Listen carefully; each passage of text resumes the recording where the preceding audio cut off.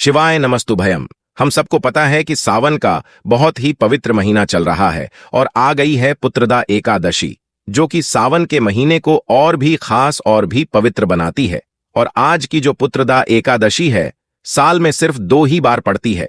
एक आपकी सावन महीने में पड़ती है और एक आपकी किसी और महीने में। तो पहला मौका आपके पास में मिल रहा है हल्दी का।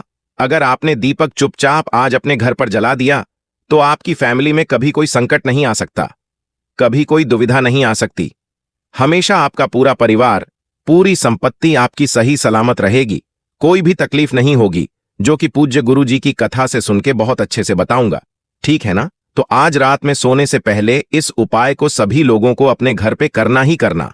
ठीक है ना? चलो बात करते हैं इस उपाय को। अब देखो, एकादशी का उपाय है तो हल्दी बड़ा शुभ माना जाता है। तो इस उपाय के लिए भी हमें क्या चाहिए होगा? हल्दी। वैसे कोशिश किया करिए जब भी मैं हल्दी बोलूं तो हल्दी की गांठ को पीस करके पाउडर बनाया करो। बट अगर आपको नहीं जमता है, नहीं कर पाते हो, तो पाउडर भी ले सकते हो मार्केट से। ठीक है ना? इतने लेना। उसके बाद में आपको जरूरत होगी, एक दीपक की जरूरत नहीं है कि आपको नया ही दिया लेना है। आप चाहो तो पुराना ले सकते हो, आप चाहो तो मिट्टी का ले लो, आप चाहो तो घर पे आटे का भी बना सकते हो। बात करते हैं इस उपाय की। यह उपाय एकादशी का जो होता है, किसके लिए होता है? भगवान सत्यनारायण के लिए, भगवान विष्णु के लिए।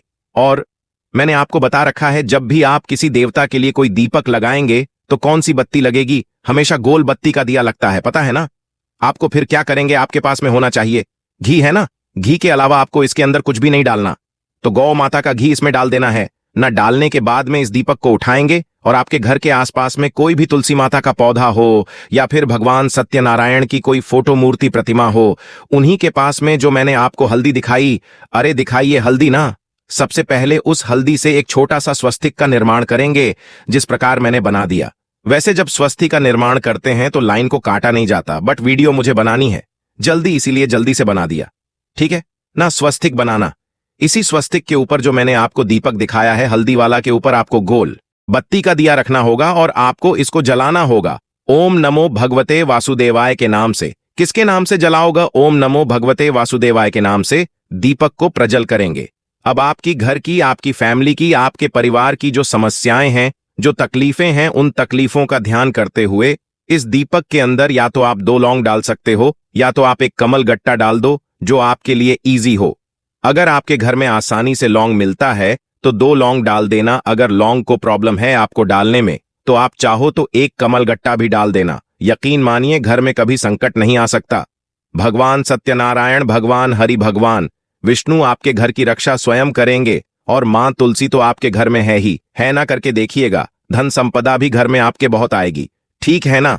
बात समझ में आई? अब बात कहोगे भैया बाद में हम उस लौंग का क्या करें, या फिर कमल गट्टा डाला है उसको सब कुछ ले जाकर के किसी पेड़ के नीचे आप रख करके चले आना।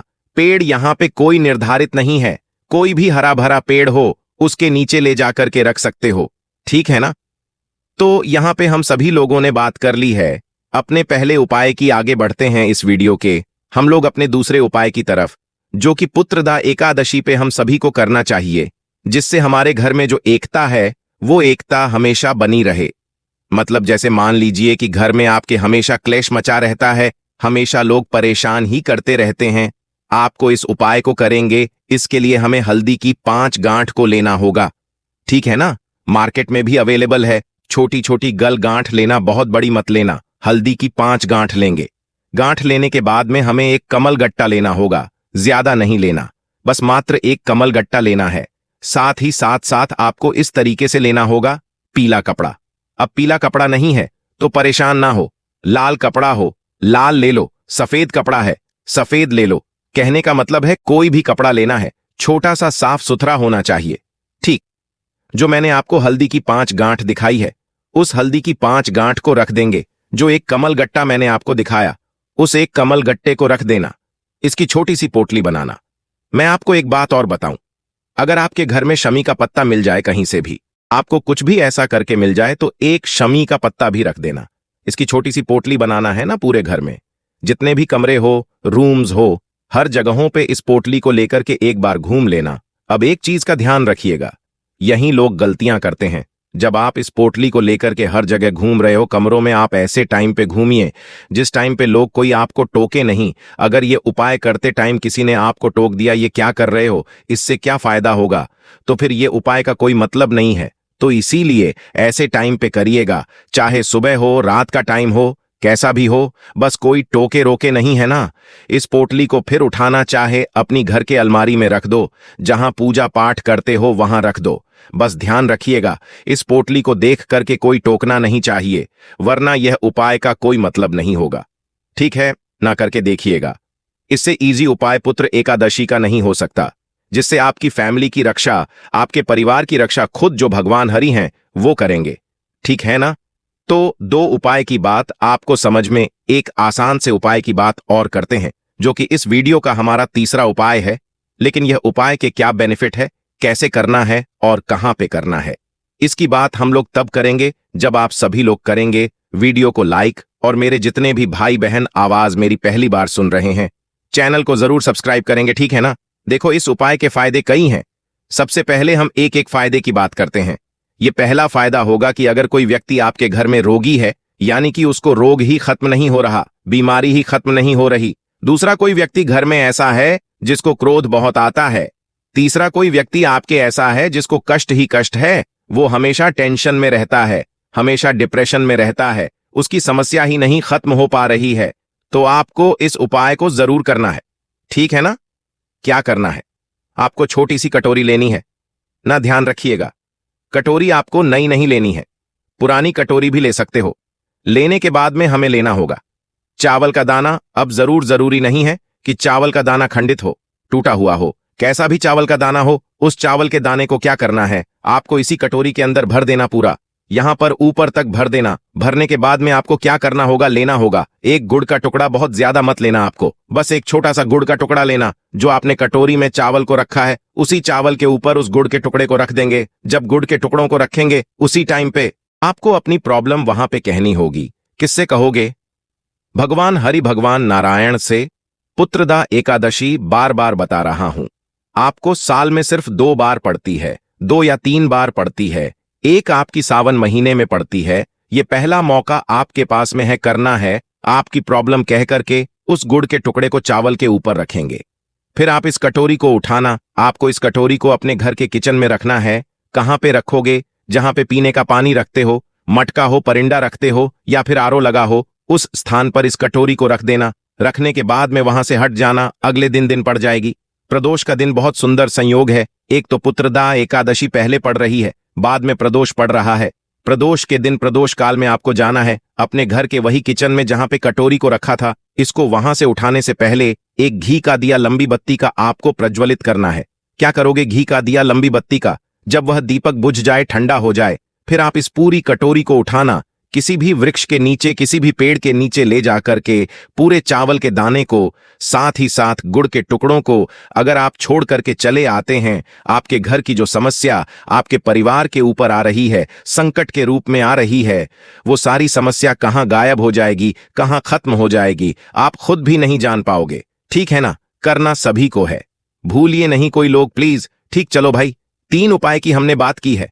चौथा उपाय बताने से पहले एक बार फिर से आपको याद रहना चाहता हूं कि आप लोग वीडियो लाइक क्यों नहीं करते हैं। जल्दी से करिए वीडियो को लाइक, और मेरे जितने भाई बहन आवाज मेरी पहली बार सुन रहे हैं, एक बार और कह रहा हूं, जल्दी से चैनल को सब्सक्राइब करिएगा। ठीक है ना? चलो बात करते हैं इस चौथे उपाय की। ये जो चौथा उपाय है, वर्षों पुरानी कोई आपकी ऐसी इच्छा है जिसके लिए आप बहुत चिंतित हो, बहुत ज्यादा परेशान हो, तो आपको इस उपाय को करना ही करना। ठीक है ना? उसके लिए हमें जरूरत होगी इस प्रकार से दूध की। ठीक है ना? ध्यान रखिएगा, जो दूध आपको लेना है, कौन सा दूध लोगे, वह गौ माता का दूध होना चाहिए। भैंस का दूध नहीं लेना, वरना दोष लगेगा। ठीक, लेकिन पूरा दूध नहीं लेंगे, इसमें आधा लेना होगा पानी और आधा लेना होगा दूध। इतना लेने के बाद में आपको क्या करना है, एक छोटी सी कटोरी ले लो, मतलब दूध को चाहो तो कटोरी में ले लो, ग्लास में ले लो, किसी भी चीज में ले लो, और उसके बाद में आपको जाना होगा शमी पेड़ के नीचे। शमी पेड़ के नीचे खाली हाथ नहीं जाएंगे, आपको लेना होगा, या तो आप कमल गट्टा ले सकते हो, या फिर 2 लौंग या 1 कमल गट्टा लेकर के उस कमल गट्टे को शमी पेड़ की जड़ में पहले आप रख देना, या लौंग को सबसे पहले रख करके भोग लगाना। जो आपकी मनोकामना हो, जो आपकी विशेष हो, उसी दूध और पानी का मिक्सचर जो एकादशी या फिर जो भी दिन शुक्रवार का होता है। अगर हम शमी पेड़ के नीचे शाम के टाइम पे प्रदोष काल में लौंग का भोग या फिर कमल गट्टे का भोग लगा करके दूध और पानी का मिक्सचर अपनी मनोकामना कहते हुए अवधूत शवर महादेव, फिर से बोल रहा हूं, नाम को नोट करेंगे कौन से महादेव, अवधूतेश्वर महादेव के नाम से समर्पित कर देता है, उसके जीवन के वो सारे कष्ट खत्म हो जाते हैं। फिर उसको कोई मनोकामना पूर्ति के लिए कोई उपाय भी करने की जरूरत नहीं होती। खुद महादेव इस उपाय को आपकी सुनते हैं और वर्षों पुरानी मनोकामना आपकी पूरी जरूर होती है। तो आज सभी लोगों को इस उपाय को अपने घर पे ही करना, कहीं भी बाहर जाने की जरूरत आपको नहीं है। इतने इजी, इतने आसान उपाय सारे आपको मैंने बताए हैं और समझाए हैं। बाकी वीडियो पसंद आई हो तो लाइक करिएगा। कुछ पूछना है नहीं समझ में, बिल्कुल टेंशन ला लो, बिल्कुल परेशान होने की जरूरत नहीं है। मैं पूरी कोशिश करूंगा आप सभी को रिप्लाई करने की। बाकी मेरे जितने भी भाई बहन आवाज मेरी पहली बार सुन रहे हैं, अचानक से चैनल पे आ गए हैं, तो जल्दी से चैनल को सब्सक्राइब करिएगा। श्री शिवाय नमस्तुभ्यम।